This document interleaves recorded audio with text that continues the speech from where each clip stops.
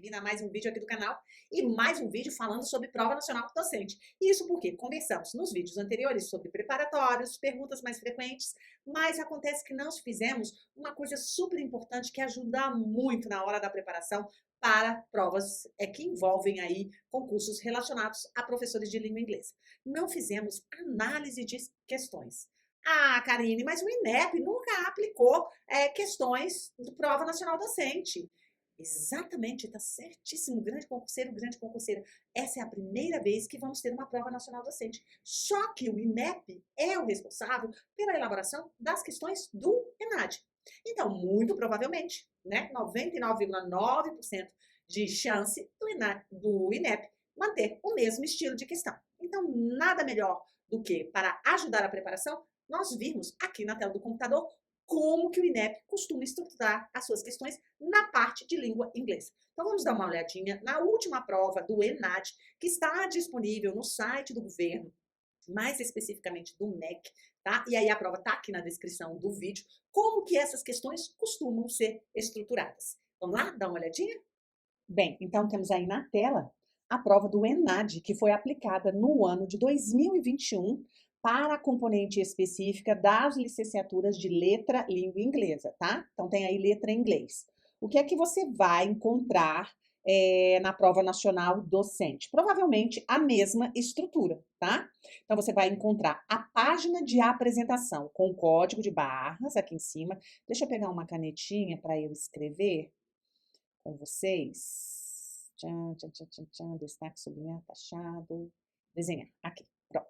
Então, você vai pegar ali com esse código de barras, né, que é o código de identificação da prova, e observa que você tem aqui, é o ENAD 2021, a prova é o de conhecimento específico da área 18, que é de língua inglesa, ou seja, de inglês. E aí, com toda a prova de concurso, né, e também é um exame, que você está fazendo aí, não é um concurso no ENAD, mas é um concurso na Prova Nacional Docente, você tem a folha de instruções, que é uma folha de leitura obrigatória. Vamos dar uma olhadinha já na folha de leitura obrigatória com essas informações, que são informações que vão constar no edital, mas que não custa nada dar uma lembrada em cada uma delas, né? Então, a primeira coisa que você precisa saber, para garantir a lisura do processo, que você não vai ter nenhum prejuízo, é verificar que, se além deste caderno, você recebeu o cartão de respostas. Então, são 2 documentos, destinados à transcrição das respostas das questões de múltipla escolha, tá? E das questões discursivas. Então, esse aqui é o caderno só para você fazer a leitura e o seu rascunho. Confira, né, se este caderno contém as questões discursivas e objetivas de múltipla escolha, formação geral e componentes específicos relativos à sua área. Aqui ele diz como a prova está distribuída. Olha aqui, ó. Na formação geral tem a discursiva 1 e 2. Na formação geral, as objetivas de 1 a 8. Depois, no componente específico, você vai ter 15% da discursiva específica. E depois você vai ter ali as questões objetivas. Então, já está te mostrando a ordem, o peso de cada uma destas questões, né? É importante observar. Na parte de conhecimentos específicos, observe que a parte discursiva em língua portuguesa de conhecimentos gerais, ela tem um peso de 40%. Isso é muito importante. E a discursiva de língua inglesa tem um peso de 15%, tá? E aí o peso por área total, que daí onde vem o peso por área total, a parte maior é na parte de conhecimentos específicos, tá? E aí tem para você verificar o cartão de respostas, aquilo que vocês já estão acostumados a ver aqui no inglês de concurseiro, que a gente sempre repete, que caneta vermelha não te pertence, seu material é caneta de tinta esferográfica, no caso aqui só pode ser de tinta preta. É isso que a gente tem. Respostas da prova objetiva e discursiva do questionário de percepção deverão ser transcritas com caneta esferográfica de tinta preta. Se você for transcrever de tinta azul, não serve, tá? Responda cada questão discursiva com, no máximo, 15 linhas. Qualquer texto que ultrapasse o espaço destinado à resposta será desconsiderado. Você terá 4 horas, olha que legal, já temos uma informação importante, 4 horas para responder todas as questões, tanto as questões de múltipla escolha, quanto as questões discursivas e também o questionário de percepção da prova, né? Quem vai fazer o do ENAD vai ter que responder esse questionário de percepção. Quem vai fazer a prova do PND, vamos aguardar para ver se vai ter esse questionário também, né? Ao terminar, acene para o chefe de sala e aguarde em sua carteira. Ele não irá proceder à sua identificação. Ele, então, irá proceder à sua identificação, recolher o material de prova, coletar a sua assinatura na lista de presença. Atenção, você deverá permanecer na sala de aplicação por, no mínimo, 1 hora a partir do início. Você pode responder todas as questões discursivas e objetivas em 30 minutos, mas você vai ter que ficar dentro da sala até completar o tempo de 1 hora. Quer dizer, você pode até conseguir, né? O que é meio impossível. Mas se você vai fazer uma prova de maneira séria, você tem que permanecer aí no mínimo 1 hora. Vai levar até um pouco mais de tempo, tá? Aqui, passando rapidinho, é a parte de formação geral. Então, eu vou direto lá para a página 14, que é onde nos interessa. Vou deixar o link desta prova aqui na descrição do vídeo para você baixar. E caso você tenha interesse em respondê-la por completo, você baixa essa prova e vai respondendo e confere o gabarito também. Vamos ver a página 10, página 11, página 12, página 13 e a parte de conhecimento da componente específica começa na página 14. Vamos dar uma olhadinha na estrutura das questões, tá? Não vou responder, nem colocar aqui o gabarito, porque olha só, essa primeira questão é a questão discursiva 3. Você vai responder, você tem o primeiro texto, que é um texto motivador, e tem o segundo texto. Então, a redação que você vai redigir deve levar em conta a ideia central apresentada em cada um dos textos. E aí, sim, vem a orientação para você responder e o valor, ó. Então, considerando os textos apresentados, elabore um plano de aula interdisciplinar para estudantes do ensino médio, com duração de 30 minutos, incorporando os aspectos relativos ao ensino de literatura discutidos nos textos 1 e 2. Sua proposta deve conter os seguintes tópicos. Gente, está bem descrito o que é que o examinador quer aqui. No plano de aula, objetivo da aprendizagem de literatura e língua inglesa, componente a ser desenvolvido, competências a serem desenvolvidas pelos estudantes, que explore a relação literatura e cinema, metodologia e atividade de avaliação.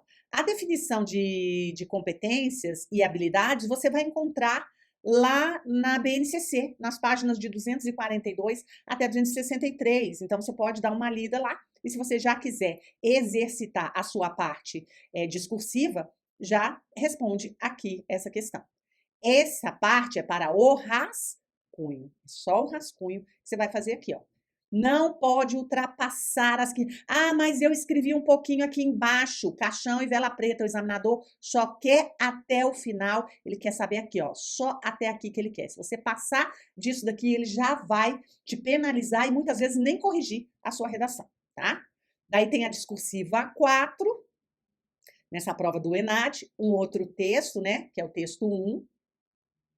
Depois um texto 2, não vou ler o texto aqui, mas você pode ficar à vontade para ler depois. E a orientação é, considerando a narrativa e a letra da música apresentadas, discorra acerca da crítica evidenciada nos textos e explique como o uso de diferentes gêneros discursivos e textuais em língua inglesa podem beneficiar o ensino-aprendizagem da língua na educação básica. Então, aqui você vai ter que saber o que são gêneros textuais e o que são tipologias textuais antes de você começar a fazer sua redação. E depois que você souber isso, aí você vai fazer a leitura de cada um dos textos para saber qual é a temática que é tratada aqui. Na realidade, eu já sei, porque eu já li, né, que ele está tratando da questão da língua inglesa na escola pública, né? Será que realmente se aprende inglês na escola pública? Então, é a partir desses textos ali que ele quer que você desenvolva também um texto de 15 linhas. Olha aqui. Acabou? Acabou nada. Tem mais uma aqui, ó, discursiva número 5, com 2 textos. O texto 1 e o texto 2, para você fazer a leitura desses textos em língua inglesa e fazer uma redação também. Só que essa aqui vale 5 pontos, ó. Discutindo sobre as 9 razões para se oferecer aulas online, considerando o contexto, o sistema educacional brasileiro e as mudanças que foram trazidas pela pandemia. Como essa prova foi de 2021, né? Nós estamos ainda na época da pandemia. 15 linhas também, tá? Então, você tem que desenvolver uma introdução, um desenvolvimento e uma conclusão em 15 linhas. Vale a pena treinar. Bom, A questão 9 tem aqui um texto multimodal. Um texto multimodal por quê? Porque eu tenho imagens e eu tenho palavras. Não é isso? Então, esse é um texto multimodal. Aí eu tenho o texto 2, eu tenho o texto 1, que é o texto multimodal, e vou ter um texto 2. Que controvérsia, né? Aí você vai fazer a leitura do texto e olha o estilo de questão que você pode encontrar pela frente. Redigida em língua portuguesa, para você analisar os textos em língua inglesa e encontrar a resposta correta. Aqui, ele faz a seguinte afirmação, olha, ele faz duas afirmações e olha aqui o porquê. Então, a tirinha for better or for worse pode ser utilizada didaticamente em uma atividade de leitura, explorando e utilizando o termo and no contexto oral e coloquial? Sim. No contexto informal, perfeitamente. Por quê? É importante que estudantes compreendam que a etimologia de um termo leva os usuários proficientes de língua inglesa com alto nível de educação formal, ou seja, educação feita na escola, a utilizá-lo em um contexto oral, mas não em um contexto escrito. Exatamente, entre a linguagem informal, tá? Então, há seções, o quê? A seção 1 e 2, elas são verdadeiras, mas a 2, ela não é a justificativa correta para 1. Então, aqui é a resposta correta, ó. Tá? Então, esse é um estilo de questão. Não são 50, é óbvio que eu não vou ficar aqui até as 50, mas vamos descer mais um pouquinho em algumas questões. Olha, de novo, uma questão onde traz um texto longo, que exige o seu conhecimento ali dentro desse texto, tá? E aí vai te fazer as perguntas. O texto está em língua inglesa e a pergunta em língua portuguesa. Você pode observar aí. Vamos ter um texto mais curto, com afirmações, e depois vocês têm que dizer somente qual é a alternativa que contém informações corretas. Mais uma vez, temos aqui um outro texto, utilizando ali um texto multimodal, ou seja, não só escrita, mas informações, perdão. Aqui, novamente, então, preparem-se para encontrar na prova textos multimodais, textos com imagens e textos com palavras. Observem que, geralmente, quando nós temos este tipo de texto, ele é um cartoon, ou pode ser uma charge ou um comic strip. Esses cartoons e comic strips, ou as charges, o que eles trazem? Eles trazem de maneira satírica um assunto sério, ou seja, eles tratam de fazer humor a partir de assuntos que são relevantes, importantes, que na realidade não são tão engraçados. Então, você precisa conhecer o que é o gênero textual, charge, cartoon e comic strips, tá? E aí você vai ter, ó, aqui você tem o texto multimodal, a leitura aqui em língua inglesa, e as alternativas e as afirmações também em língua inglesa. Deve estar se perguntando, grande concurseira, nossa, quantas questões para responder. Quanto conhecimento teórico e metodológico. É isso mesmo, para você que está acostumado a fazer uma prova municipal, aonde ali no seu município a banca só organiza questões de conhecimentos linguísticos, norma culta da gramática, você vai encontrar pela frente uma prova totalmente diferente do que você está acostumado. Uma prova rica em questões com conhecimentos teóricos e metodológicos que para aquele concurseira que está saindo aí da universidade, terminando o seu curso de graduação, está com tudo muito fresquinho na cabeça. Mas para aqueles que já estão há algum tempo no magistério e nós tivemos aí, né, do final do século XX aqui até o início do século XXI, uma série de mudanças que ocorreram em função dos avanços tecnológicos, né? Essas mudanças aconteceram na forma de ensinar, onde nós temos aí as metodologias ativas, o uso das novas tecnologias em sala de aula, que são conhecimentos que os professores precisam ter ali para fazer o seu trabalho de sala de aula e vão ser cobrados aí nessas provas. Então, nós vamos ter aí provas realmente de cunho teórico e metodológico, aonde o concurseiro e concurseira precisa estar muito bem preparado nessa área. Agora é sua vez, deixa aqui nos comentários o que você achou dessa prova, que você pode acessar ali no link que eu coloquei na descrição. E conta pra gente aqui se você vai realmente fazer essa prova, está se empenhando e como que você está se organizando para ter o sucesso nesta prova do Nacional Docente. Vejo vocês no próximo vídeo. Tchau, tchau!